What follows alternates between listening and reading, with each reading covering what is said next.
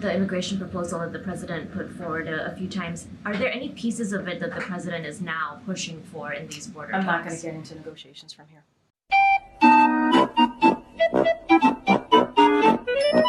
Why is he not actively pushing for any parts of it? I didn't say he wasn't. I'm just saying I'm not negotiating from here. Thank you, Karine. A couple weeks ago, you had said what we're seeing at the border isn't unusual.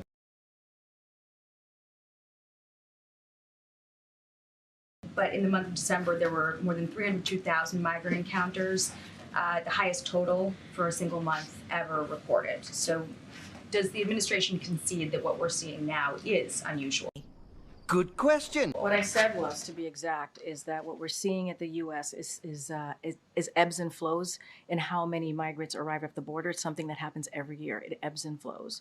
And it's fueled by efforts of smugglers to encourage irregular migration. And I will add, since May 12th, DHS has removed folks who have been here illegally, who were not here on a legal basis, about 460,000 people that they've been able to remove. How did you know that? That's what I said. Every year we see an ebbs and flow, and that's what we're seeing at this time, and which is caused by misinformation and disinformation from smugglers. Well, ICE reported that they only deported 142,000 in all of the fiscal year 2023.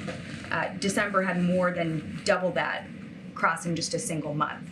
So how is that really a measurable consequence? And here we go. Since May 12th, DHS has been able to remove and return over 460,000 individuals who did not have a legal basis to be here. That's what DHS has been able to do since May 12th. And I will remind you, that just last week we had Homeland Security Advisor Sherwood Randall and Secretaries Biden and Mayorkas meet with the Mexican government just last week, and it was a productive conversation. And we believe that the President of Mexico has taken significant enforcement actions, and we are starting to see the results. And so a lot of this is diplomacy, right? A lot of it is having diplomacy. A lot of it is enforcement. I just laid out how last May, while DHS was starting to remove folks who were not here on a legal basis, you had House Republicans voting to get rid of 2,000, Border Patrol agents. That's what they were doing. Really? So we're trying to deal with the issue, and we get it. It ebbs and flows every year. We get it. We understand what's happening at the border. That's why there's negotiations happening on the Senate side with Republicans and Democrats to deal with this issue. Dealing with the issue as the administration's also fighting to keep up, to remove razor wire along the border that is intended to keep, this surge lowered, to keep people out from crossing illegally. Good question. You are a good question. Governor Abbott's razor wire does not prevent. It does not prevent non-citizens from unlawfully crossing. That's not what it does. If anything, it puts the lives of the Border Patrol at risk. It puts them in danger.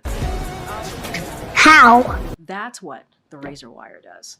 And that's what the Governor Abbott is doing. Again, a political stunt that doesn't actually fix the problem and puts Border Patrol agents Fixing it right now. Sure, a temporary solution, obviously. But I guess the reason that I'm coming Jackie, to it from this perspective is because it puts Border Patrol.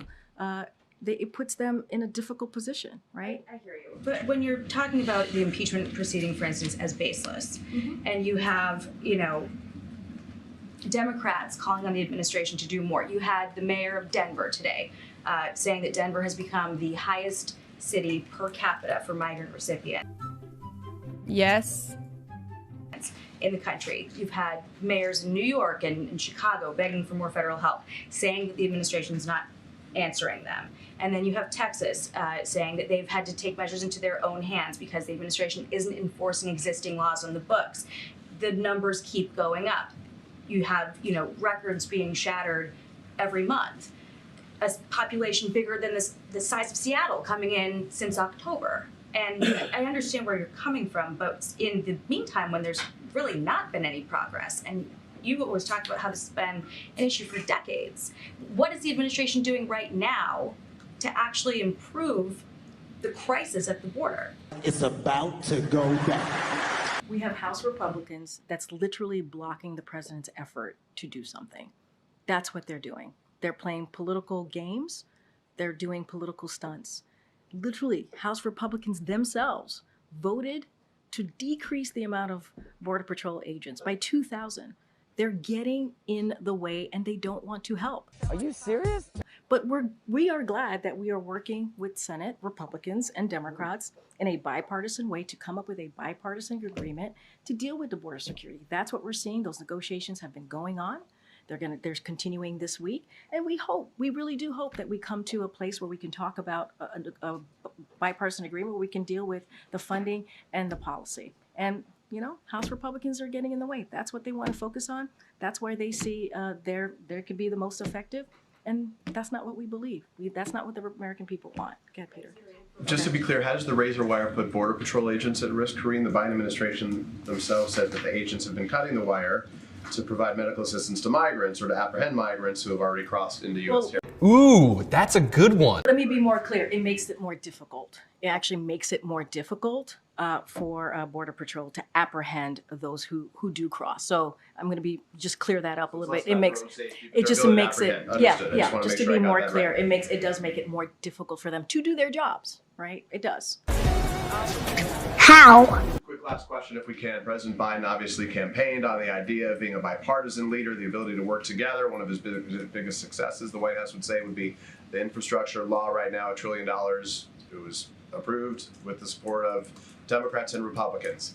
Right now, there's a new Republican House Speaker. President Biden hasn't had a one-on-one meeting with him yet. Many weeks have now passed. Is there any indication when that would happen, and what's precluding the president from saying, Speaker Johnson, come to the White House, let's sit down and talk about this? You got me.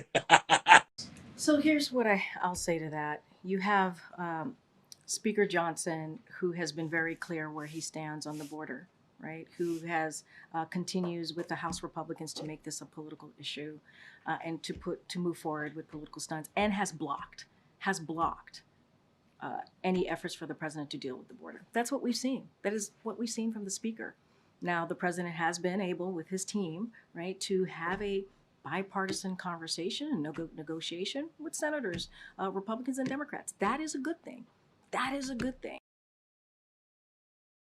We think those negotiations are headed in the right way as we talk about border security. And, you know, we are hopeful. We are hopeful that we'll come to a place that we are dealing with an issue that Americans really care about. And that's where we are, Peter. No, that is where two sides to me. I don't have anything to read out to you, but that is the playing field that we're seeing right now.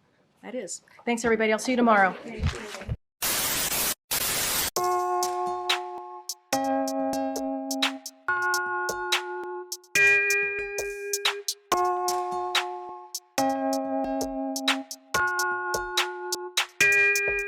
In the rain of the Finland, he been accidental, I never to reach it.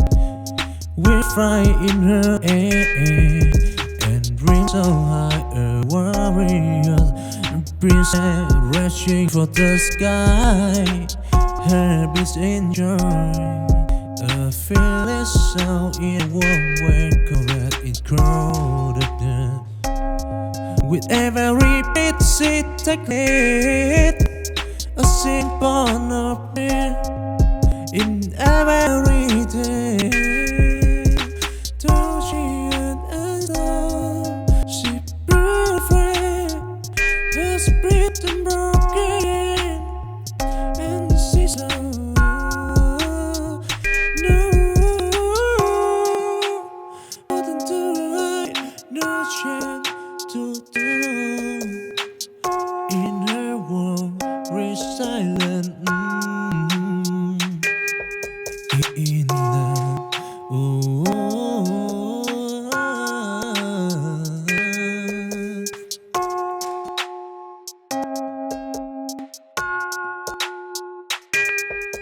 in the rain of the Finland, he been accidental, I never to reach it.